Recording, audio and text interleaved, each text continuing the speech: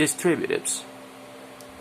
A distributive is one of the many English determiners, like, for example, the quantifiers and the definite and indefinite articles. So we know that they are used to refer to a specific noun in a sentence, and they try to define it. So a distributive refers to each element or individual within a group. Depending on the distributive, it can refer to each element or an individual or every one of the members of a group. So we know that they are trying to divide whether it's one, two, or all the elements within a particular group. The distributives that we're going to see today are each, every, either, and neither. Beginning with each, which is a distributive used to refer to individual people or things. They can be used in singular nouns and plural nouns. For example, here we have 4 singular nouns. Each employee has an office, so we know that we are referring to each one of an element or people within a group, in this case a group of employees, so we know that each one has an office. So we have a singular noun, and we have a situation in which we are explaining that all the employees have an office. Another example, each sandwich have 2 slices of bread, so we know that in a sandwich there are 2 slices of bread, and the word, the distributive each, is referring to that particular singular noun, that is in this case a thing, a sandwich. A plural noun, an example, each of the students brought a computer, so we know that we are referring to the students of a particular group. Each one of them brought a computer, so we have a group and we are specifying that each one brought a computer. Then we have, I want each of you to write a review. So we know that we are referring to a group of people. If each of you, maybe a classroom for example, and someone, a teacher, want everyone to write a review. It is very similar, the use of the distributive each to the use of the distributive every, because it can also include all people and things. So they are very similar, only that each tries to specify, for example, each one, and every directly defines that is everyone, all the members of a specific group. For example, every teacher has 40 students, so we know that every teacher in a school has 40 students. I forgot to tell you that the distributive every is used to refer to people and things, like we mentioned here, and it can also be used to talk about the frequency in which something happens. So, continuing with the example of how every is used to people and things, we have, she is perfect in every way. So we have in here an example of people. Every teacher has 40 students. Teacher are people, and then we have, she is perfect in every way. So we're talking about things. Way, which is the personal characteristics of a person.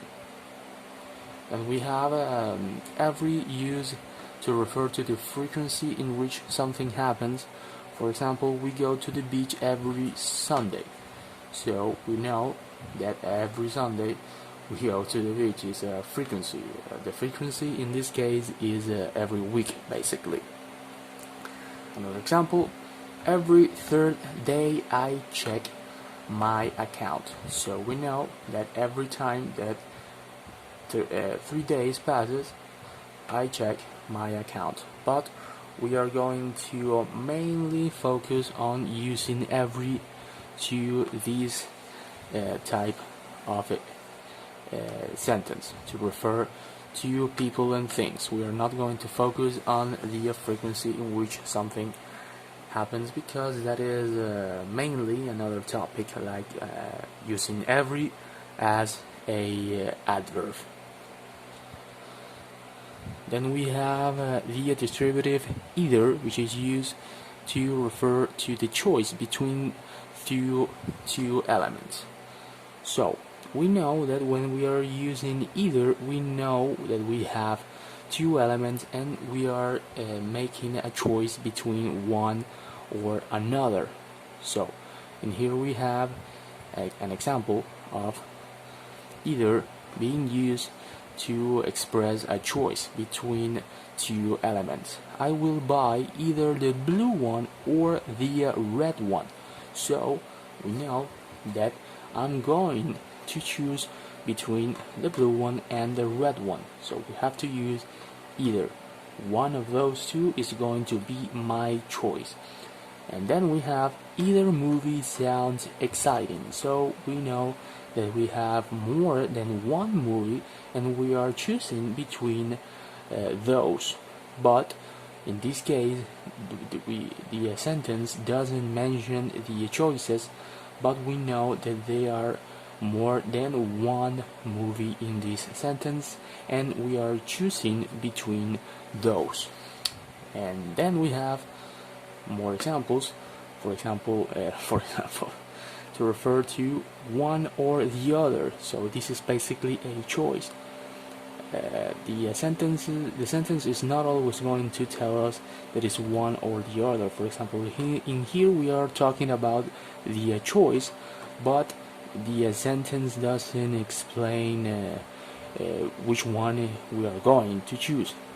Maybe in another sentence this information will appear. So when we are talking to one or the other element, for example, I don't understand either language, so I know that I don't understand not one and not the other.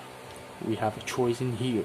There is more than one element, in this case more than one language. I don't understand language A and language B. I don't understand Spanish, either Spanish or German. Another example, I do not like either one.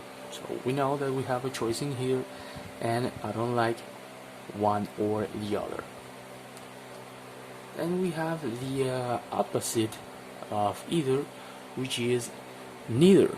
Neither refers to not one and not the other.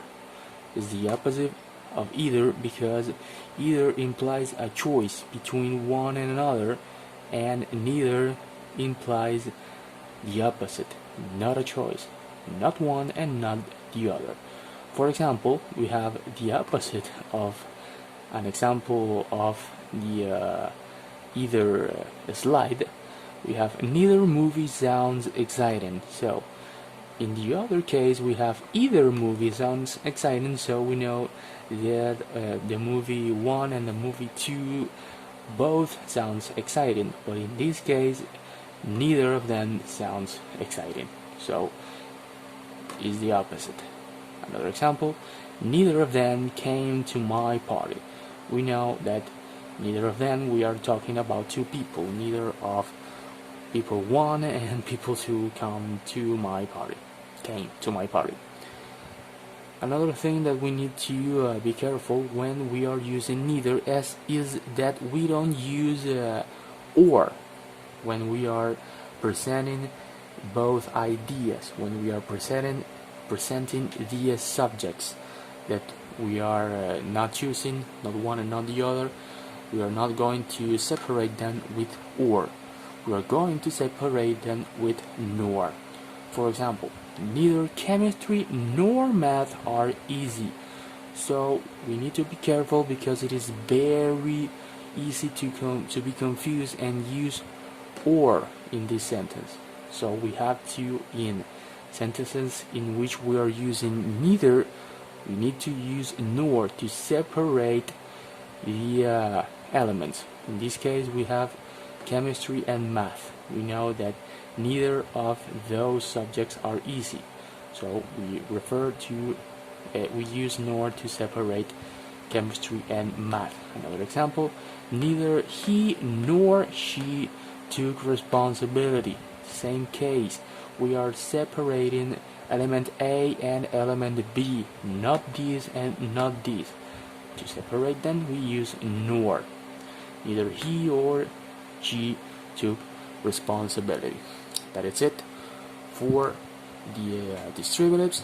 We're going to be practicing about this in the chat group as always.